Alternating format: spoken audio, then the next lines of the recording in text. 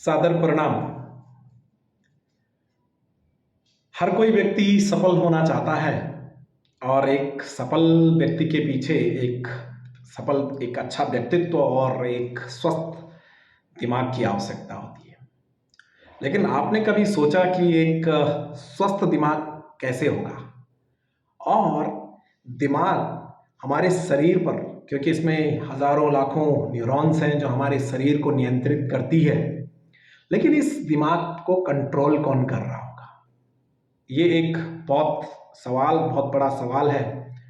लेकिन अगर मैं पूरब की संस्कृति के देखूं, यानी कि हमारे जितने भी पुराने ग्रंथ हैं, उपनिषद हैं, भगवत गीता है, ये कहीं ना कहीं इसको बोलती है कि विद्या से विनय आती है, विनय से पात्रता आता है, पात्रता से धन आता है, धन से धर्म आता है, धर्म से सुख होता है।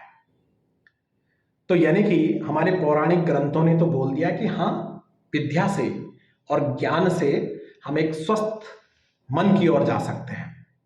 वहीं अगर मैं पश्चिम की बात करूं तो पश्चिम में पहले तो नहीं, क्योंकि भारत में तो ये हजारों वर्ष पहले से ही हमारे ग्रंथों में लिखी गई है, लेकिन पश्चिम में इसे वैज्ञानिक तरीके से लोग इसमें काम कर रहे हैं और पिछले 30-40 सालों से इसमें बहुत सारे साइंटिस्ट, चाहे वो न्यूरोलॉजिस्ट हों, चाहे वो साइकोलॉजिस्ट हों, इस विषय में काम कर रहे हैं। लेकिन अभी तक इस विषय में उनका भी कोई निष्कर्ष नहीं निकला है कि असल में हमारे दिमाग पे कौन कंट्रोल करता है। तो मैं इस बात को 3 तथ्यों से आप तक पहुंचाने की कोशिश करता हूं और पुख्ता करने की कोशिश करता हूं कि हमारे दिमाग पे कंट्रोल कौन करता है। तो पहला है कि इस दुनिया में हर चीज परिवर्तनीय है, लेकिन एक ह्यूमन नेचर होता है कि अपनी जो टफ सिचुएशन होती है, उस टफ सिचुएशन को अपने पास में संजो कर रखता है। और जबकि ऐसा होता नहीं है, क्योंकि जो टफ सिचुएशन है, क्या वो आज है, कल भी रहेगी? तो उसका उत्तर है, और अपने आप से ये सवाल जरूर पूछना चाहिए कि जो ये मेरी आज टफ सिचुएशन है, क्या वो कल भी रहेगी? तो शायद इसका उत्तर है कि नया सूरज उगेगा और आशा की किरण जगेगी, और कल ये जितने भी ये घटाएं हैं या बादल हैं, ये सब हट जाएंगे। तो यानी कि हर चीज परिवर्तनीय है। दूसरा कि खुशियां को हम चुनते हैं, वो आती नहीं है।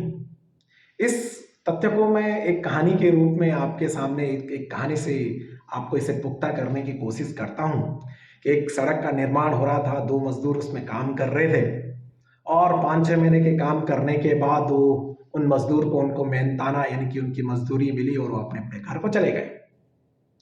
कुछ महीनों बाद दोनों मजदूर फिर उस सड़क के किनारे आए, और उसमें से एक बड़ा प्रफुल्लित होता है कि देख, जिस सड़क का निर्माण मैंने किया था, उस सड़क पर आज बहुत सारी गाड़ियां चल रही है। मैं कितना सौभाग्यशाली हूं। और इसी बात को सोचकर वो प्रफुल्लित होने लग गया। उसी समय दूसरा व्यक्ति बड़ा नाखुश होता है और बड़ा बोलता है कि देख, मैंने इस सड़क का निर्माण किया और लोग इस पे गाड़ी चला रहे हैं, लोग इस पे चल रहे हैं। अब दोनों व्यक्तियों की यथा स्थिति समान है, दोनों व्यक्तियों को मेहनताना समान मिला है, लेकिन सोच दोनों की अलग अलग है। एक सकारात्मक सोच रहा है, एक नकारात्मक सोच रहा है। तो इस बात को लेकर हमें अपने आप से पूछना चाहिए कि क्या जो मेरी सोच है वो मुझे एक सकारात्मक की ओर ले जा रही है या नकारात्मकता की ओर ले जा रही है? तो यानी कि अगर हम इसे ओपन अवेयरनेस के साथ और अपने आप को फुली फोकस के साथ इस चीज को सोचेंगे कि क्या मेरी जो सोच है, क्या वो मुझे बुरे की ओर ले जा रही है, अच्छे की ओर ले जा रही है? तो दूसरा पॉइंट ये था कि जो खुशियां होती है, खुशियों का हम चुनाव करते हैं, वो आती नहीं है। तीसरा है कि इस दुनिया में हर चीज संभव है, और हर चीज संभव भी तभी है जब हम अपने दिमाग से ओपन अवेयरनेस से पूछेंगे कि क्या ये संभव है। वो बोलेगा हाँ, ये संभव है, और वो किसी भी चीज को मना नहीं करेगा कि ये संभव नहीं है। अगर हम किसी देश के या आप किसी देश के प्रधानमंत्री बनना चाहते हैं तो आप बन सकते हैं। तो इसीलिए इन सोच को सोचिए, इन सवालों को सोचिए और अपने जीवन में सफल होइए। तो हमारा जो व्यक्तित्व होता है, हमारा जो अच्छा व्यक्तित्व होता है, हमारी जो अच्छी आदतें होती हैं, वही हमारे दिमाग पर कंट्रोल करती है। मैं आशा करता हूं कि आप अपनी अच्छी आदतों के साथ अपने दिमाग को कंट्रोल करेंगे। आप सभी को सादर प्रणाम।